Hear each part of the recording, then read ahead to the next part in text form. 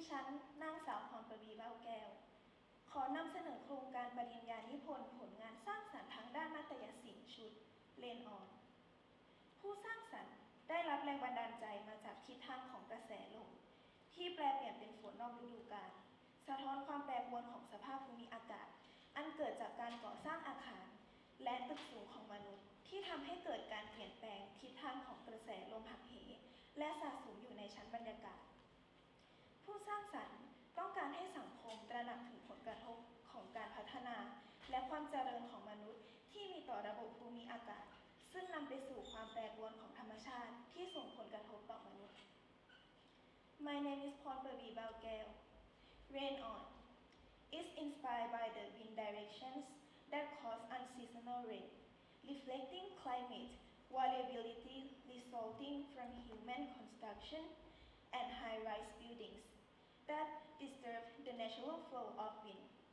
This piece aims to raise awareness of the impact of human development